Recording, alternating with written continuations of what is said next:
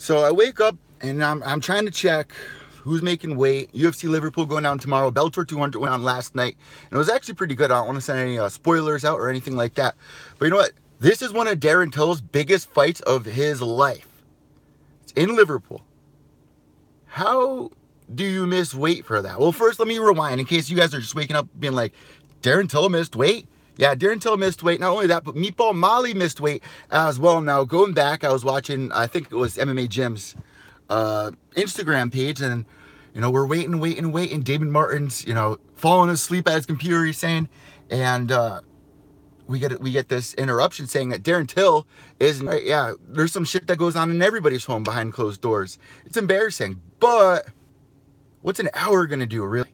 So I was like, you know what? Let me give him the benefit of the doubt, which is hard to do for a lot of fighters when you see them missing weight or pulling these little tricks. Like an hour? This is the biggest day of your entire career up until this point. You went out, you called out Wonder Boy. Wonder Boy didn't want this fight. No one really knew who Darren Till was until Darren Till opened his mouth about fighting Cowboy and saying Cowboy's not a real Muay Thai fighter. And you know what? He went in there, he followed the blueprint. You can slap me around for saying that, but I was really interested to find out if Till was the real deal. All this talk, all this hype. They give him the headline event in Liverpool. They get him Wonder Boy like he asked for. Because let's go back a couple of months ago when UFC just announced Darren Till with an opponent, but we didn't know who the opponent was. But Darren Till was like, I like Wonder Boy.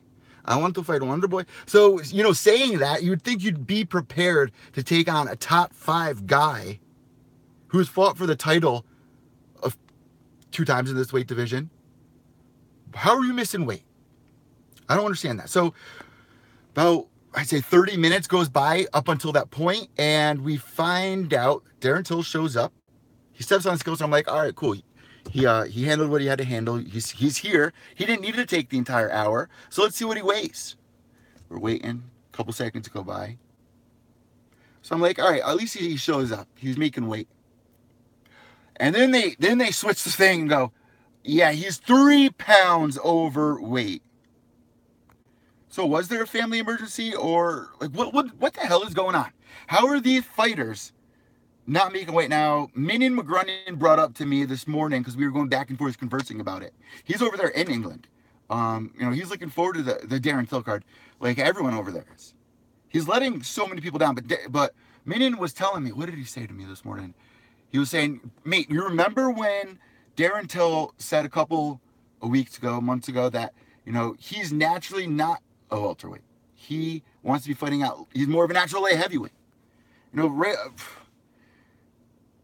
After this, man, you're blowing something huge. You are blowing a huge opportunity that's right here in front of you. And Meatball Molly as well. So I interviewed Jillian Robertson, who, if you guys remember from The Ultimate Fighter, if you're watching this on YouTube right now, you can probably find that down below here on the Pure Evil MMA channel and at mymmanews.com. I forgot to mention that. But I interviewed Jillian the Savage Robertson, and she came on the show and she was like, you know what? I'm going to get a first round finish. As soon as I get Meatball Molly to the ground, she's going to be a fish out of water. And literally the second I posted that, people were eating that up, going sick on what Jillian had said. Now, it only took a couple of minutes for Meatball Molly to find that. And she said something really clever, too. I love it. And this is the fun in the game. To go back and forth with your opponent. But at least make weight. But yeah, Meatball Molly, she was like, she has a better chance of beating me in the first round than I do like pissing snow. Which is fucking comical, man. But come on, make weight though. So now, if you guys don't know, if you on some weird random day you're gonna end up watching my channel and follow this through and watch UFC Liverpool and you haven't before, Meatball Molly is coming over to the UFC for this fight. She's missing weight by a few pounds as well. So if we're looking back at 2018, I'm late enough to hear you say, what? Till doesn't make weight? Is that final? What will happen next? Thank you for that question. So Darren Till, he goes back, he says, I need an extra hour, I got a family emergency. So we're all like, what the fuck? He shows up about a half hour later, didn't take the whole hour, and he's almost 4 pounds overweight.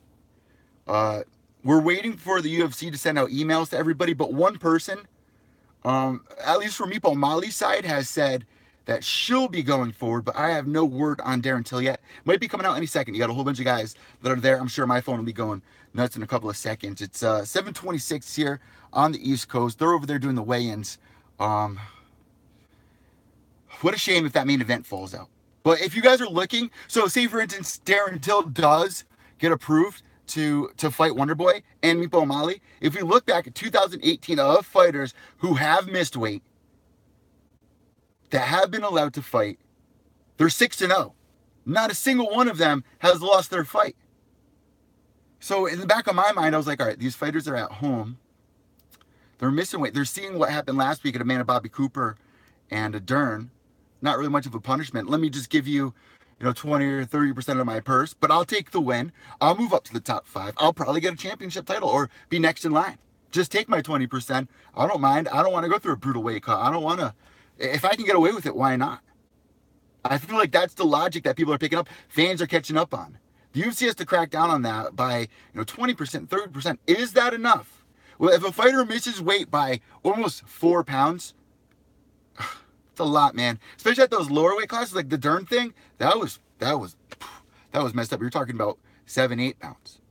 But these big boys at this weight division. Darren Till is a big kid. No, hope WB won't agree to fight Till is overweight. He was much heavier. And that's the thing. Wonderboy didn't even want this fight. What does Wonderboy win if he beats Darren Till? Yeah, he proves to the world that he can beat a prospect that knows how to open his mouth and follow blueprint on how to be Cowboy. Now, you might be mad that I'm saying that, but Darren Till had a chance to prove all of the people that are saying that wrong. And I may not think that, but I am speaking up for the fans that are thinking that are tweeting about it. And I'm on my platform, and I'm telling you guys what I'm seeing on social media. People don't believe Till is a top 5 guy. If you go back, look at his research, yeah, he might qualify. He's done this his whole life. But I want to see more than just beating Cowboy, who's on a 4-fight lose streak or whatever, for the first time in his entire career.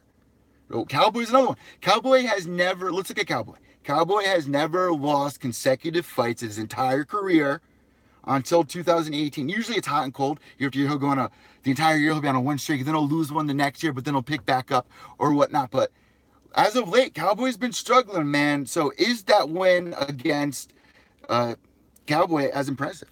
You're right on point. He had his chance, man. He had his chance. For Meatball Molly to be talking all this stuff, we still don't know if the fight's going on, but it's bullshit. It really is bullshit. Really is. Well, let me know what you guys think about this. You can get all the updates at mymmanews.com. I'm on my way to the coffee shop.